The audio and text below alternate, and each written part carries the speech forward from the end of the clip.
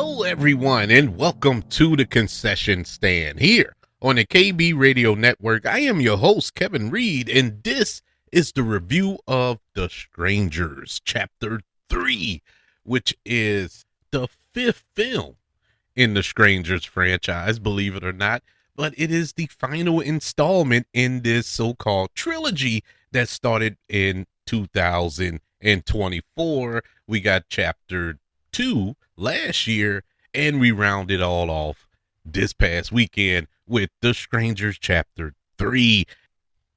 This chapter is once again directed by Renny Harlin, who directed this entire trilogy.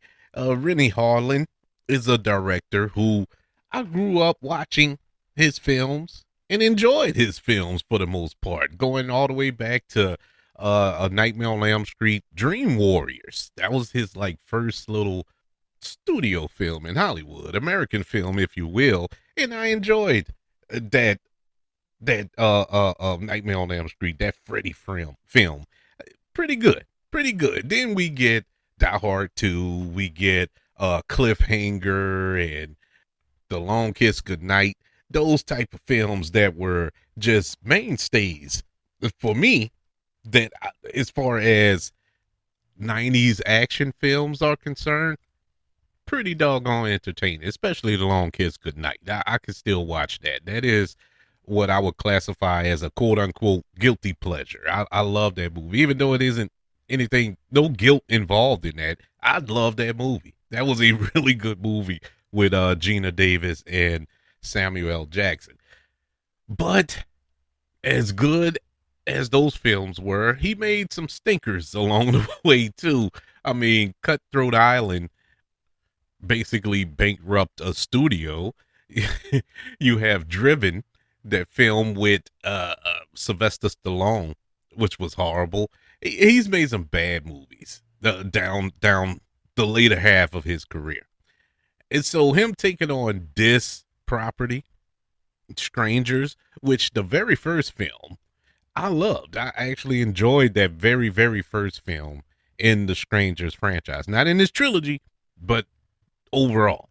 I really liked it, and I became a fan of it. And when they announced that they were going to do a new trilogy, I was like, okay, I don't see where you can get a trilogy out of this property, but color me interested. And so we got it. And the first one was like, okay, I took it as if, okay, this is a continuation. We know that we're getting two other films, because it started off pretty good, pretty interesting, ended on like a blah note. And so it didn't really check all the boxes for me. So we get to the second film, which came out last year, and it was a dumpster fire. It was horrible, completely horrible, and didn't know why it existed. Which, under normal circumstances, I would be like, I'm not going to watch Chapter 3, but I had to watch it because I watched the first two. I had to complete the set. I couldn't just leave it hanging like that. Maybe we can be redeemed with the third and final movie in this trilogy. Let me just say like this. The movie was better. I mean, leaps and bounds better than Chapter 2. But that's not saying much. Actually, that's not saying anything at all, because this movie is still bad. It's bad. And it it sparks a larger conversation. It sparks the conversation of why on God's green earth did they decide to make 3? Why did they make this into a trilogy? The story that was told over the course of 3 films could have been wrapped up in one movie. One. They drugged this out.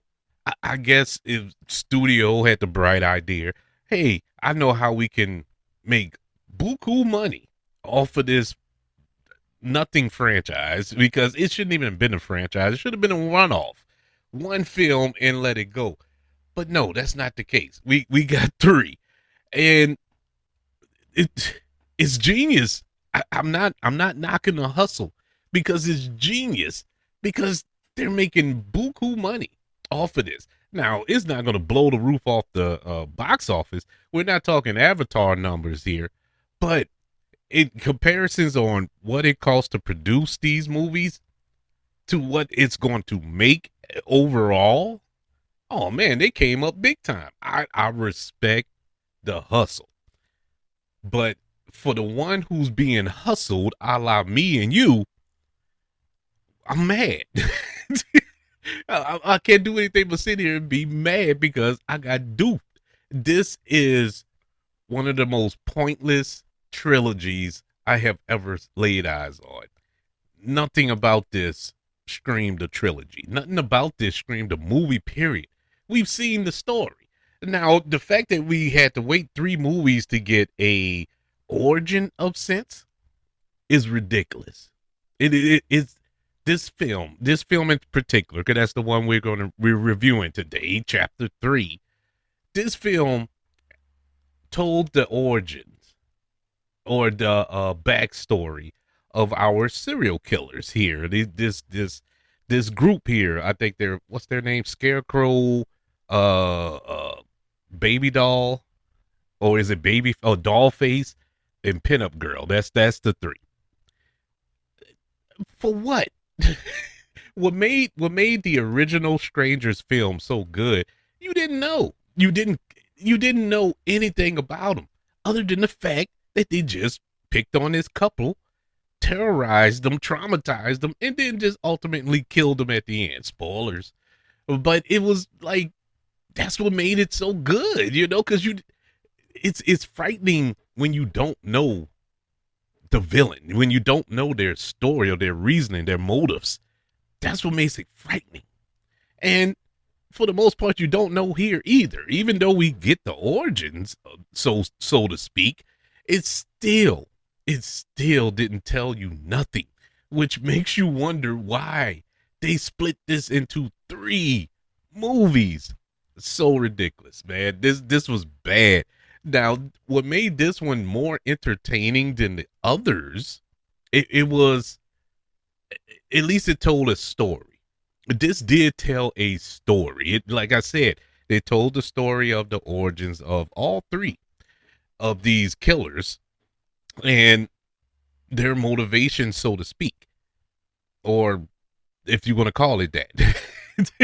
I'm trying not to spoil it, even though who cares about the Strangers, but I'm not going to spoil it. But it's like, what's the reasoning behind this film? The style of filmmaking here from Renny Harlin, who directed this movie. We got flashbacks throughout this movie, and not in a creative way.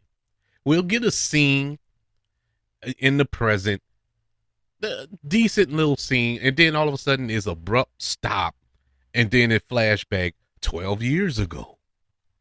And it tells that 12 years ago story so slow. It just stretches it out. It's something that could have been explained in a throwaway line or whatever in the present. We didn't have to go back and watch this. This is dumb. And it was done several times in the movie, not just once or twice. It was done about 3 or 4 times throughout the movie where we got these flashbacks that didn't really help move the story along at all. I did not understand this. I don't understand it as a whole. As a whole, all 3 films. But the 3rd film suffered because of that. I think this would have been a nice little standalone throwaway movie, without having to bounce all around time to tell the story, without the benefit of a time machine. Our lead actress here, why is she even in the movie? I mean, the lead, she had nothing to do. When your lead has nothing to do, it's a serious problem. I mean, serious problem. The main character who we followed, not through 1, not through 2, but through 3 movies. We get to the final showdown, the final film that's going to wrap this up in a nice shiny bow, did nothing. There was, I would say, 60% of this movie, she was just sitting, tied up, with her hands tied up. That was it. Not talking. No dialogue. You can count on your hand how many lines of dialogue she had throughout this film. There was nothing going on. Absolutely nothing going on that helped her character. It did. The final resolution at the end was was like a slap in the face, a complete slap in the face. If you followed her and cheered her on and encouraged her to fight, fight, fight back, it's a slap in the face at the end. It was worthless. It's infuriating. The few positives I have are when our killers get a couple, they go on a killing spree. That's the only good thing about it. Sadly to say, when they actually execute their goals of killing a couple, that those scenes are good because that's what they're there for. There's no other reason why they're there. And so the tension and the dread and the horror of that particular moment was there. And so that's the positive. Aside from that, this movie has absolutely nothing going for it, but at least it's over. I hope. I hope this is it. The Strangers Chapter 3, the final film in this new trilogy, gets a letter grade of a D-. And I don't know why I'm so disappointed and upset, because I wasn't expecting nothing from this. And I got less than nothing. I guess that's what it is. I got less than nothing. I didn't think that was possible, but here we stand. What did you think of The Strangers Chapter 3? Did you watch this entire trilogy till its completion, or did you just say I'm out in part 1, or didn't even bother? You're the smart one. I'm not even gonna rock my brain with one of these movies. God bless you, because you're smarter than me. I would love to know your thoughts. Email the show, kbradiopodcast@gmail.com. You could also search for the show on all social media platforms. Just search for the KB Radio Network. Also, don't forget about YouTube, ladies and gentlemen. Subscribe to the KB Radio Network channel and like this video if you don't mind. Don't forget about the 5 stars, the reviews, and sharing this show if you're listening on Apple Podcasts, Spotify, iHeartRadio, wherever you are currently listening to the concession stand here on the KB Radio Network. Everybody, thank you for joining me for this review of The Strangers Chapter 3. Want you all to know that I love you, continue to love everyone, and until we speak again, you all be blessed.